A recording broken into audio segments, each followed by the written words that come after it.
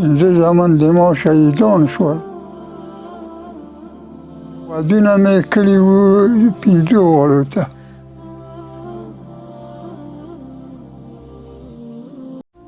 ټول د کونډو او د یتیمانو تر مورانو پورې 24 نفره دي.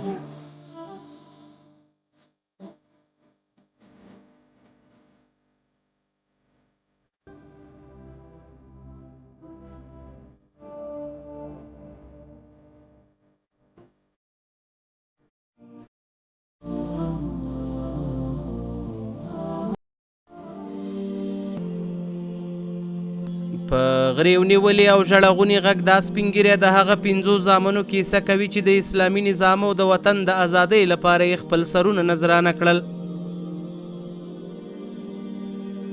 زما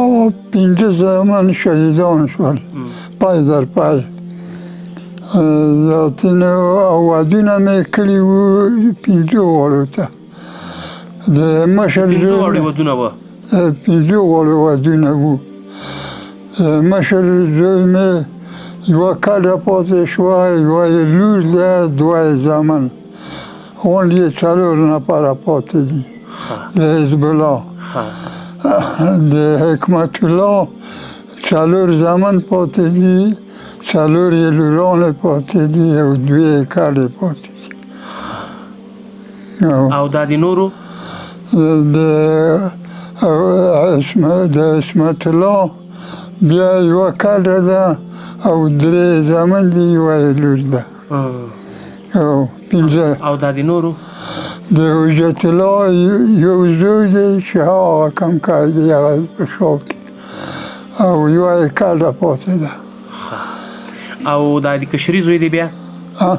کشر چې شهید شو هغه بیا د هغه نه بیا کشر هغه حزب الله و معتصم بالله. معتصم بالله یو زوی دی چې تاسو ته مې عکسونه در ښکاره کړل، او یوه یې کډه بلې څوک نه دي پاتې دي. د 13 کلن اشغال پر مهال د دې سړي 5 زامنو ښه په میړانه جهاد وکړ او د فتح تر را رسیدو مخکې په بیلابیلو ځایونو کې په شهادت ورسېدل. اولینه چوپه وه چې دا په موږ باندې واچوله، یوه قوه راغله، 3 شاوروزه یې موږ دلته محاصره کړو.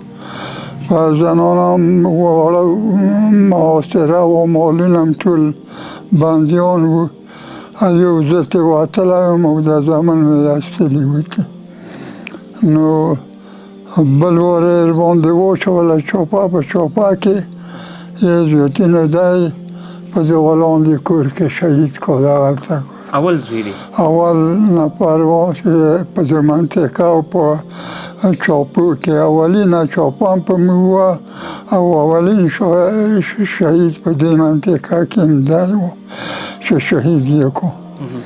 سره د 2 ملګري.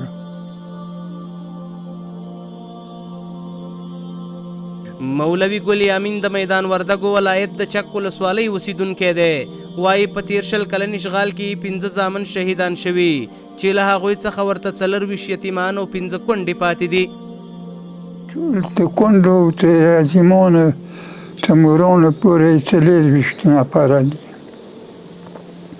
24 نفره یتیمان دي. او د دې سرپرست او پالنه بیا سرپرست هم دا الله تعالی موږ سر پاتې کړي، دا زوی هم بل څوک نشته. نو دا کومه اوس دا ټول یتیمان هم دلته دي او که نه چې درسونو ته تللي؟ نه، ټول هم دلته دي، ما سره دي. ما د وخته چې دغه کلا مې جوړه کړه، د هر زوی دپاره مې ځان ته یو جوړ کوټې جوړې کړې. په مغو کوټو کې دي، نور کار روزګار هم یو شی دی.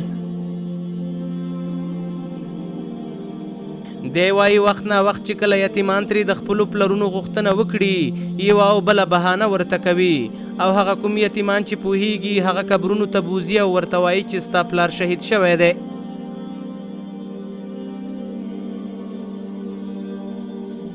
خامخا تاسې هم ولیدل دا عکسونه یې وینئ د دې دپاره دا د همدې د یادورې دپاره دوستانو دپاره یو زیارت غوندې دی پې ګرځي په زیارتو یې په دی باندې نو پلارونه یې دي کله یې د یادوي هر څه یادوي همداسې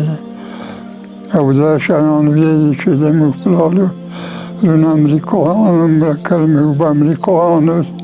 سره جنګونه وکړو موږ پلانه وکړو موږ به دمانه وکړو دا پټکې کار ډېرې مولوي ګل یمین وایي پنځه زامن مولوي حزب الله عصمت الله حجت الله معتصم بالله او مولوي حکمت الله په بیلابیلو ځایونو کې په شهادت ورسېدل مولوي ګل یمین د خپلو یتیم المسیانو پر مټ وخت نا وخت د شهیدو زامنو قبرونو ته د دعا لپاره ورځي په مولوي ګل یمین د خپلو زامنو غم دومره دروندو چې ان د دواړو سترګو نظر یې پکې له لاسه ورکړ کلیوالو نږدې خپلواني بیا د همدې عمر خوړلي صبر او ځان ته ګوته په غاښ دي وایي د خپلو زامنو په شهادت کې موږ هیڅ غمجن نه دی لیدلی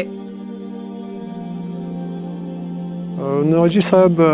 مبارک الله تعالی دې اوږد عمر ورکړه ډېر نادره صبر او استقامت ورسه ډېر زغم سړی دی او ډېر صابر سړی دی هیڅ کوم داسې تشویش به نه کړله کله به چې د ده هر یو زوی شهید کېدله یعنې دغه ټول زامن چې شهیدان دي زه به ومه په همدې صحنه کې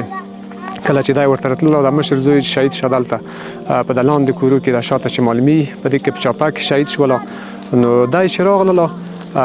پوښتنه وکړه چې د ما زوی چیرې سباون چیرې دی نو چا ورته وویل چې دننه پروت دی نو کله چې ورغلو هغه هلته په برنډه باندې پراته وو په وینو کې لت پت وو نو دا هیڅ کوم داسې نه تشویش وکړه نه کوم جرأت یې د لاسه ورکړله خپلې دعاوې ورته کړلې چې الله تعالی دې شهادتونه قبول کړه هیڅ هغه خپل کوم احساسات چې هغه یې د لاسه ورنه کړل حاجي صاحب خو چې دی ډېر د صبر سړی دی ډېر د استقامت سړی دی دا خو زموږ کلیوال دی دو پنځه بچیان شهیدان شوي دي یو په خپله دا د موږ په کور کې شهید شو دا په همدغه کورو باندې شاپه وه یو په خپله د ما د کاکا د زوی وه هغه هم په همدغه هغه کې شهید شولو پوه شولې د سباون میدان مشر زوی د هغو سره یو ځای په دغه ځای کې هغه هم شهید شو نور دوه نفر نور هم څلور نفر پر ورځ باندې هلته په غوښ په باندې هلته شهیدان شول او یې دا وینې غونډ پنځه نفر زامن شهیدان شوي دي او د په خپله مکمل صبر پې کړی دی استقامت یې کړی دی نو دغو یتیمان او هغه تر اوسه ورته پاتې دي کونډې ورته پاتې دي یتیمان ورته پاتې دي نو دا یې مور ډېر ضعیفه دی نو دوه بچیان یې شته دي هغه ژوندي دي نو دغه موږ په نظر خو د ډېر د استقامت سره د استقامت یعنې یو څوک چې کو دا غوټه خبره ده وړه خبر نه ده مولوي ګل یمین د میدان وردګ ولایت د چک ولسوالۍ د بیانانو د کلي اوسیدونکی دی و زامن لري چې له ډلې پنځه زامنو د اسلامي نظام او د وطن د ازادۍ لپاره خپل سرونه نذرانه کړل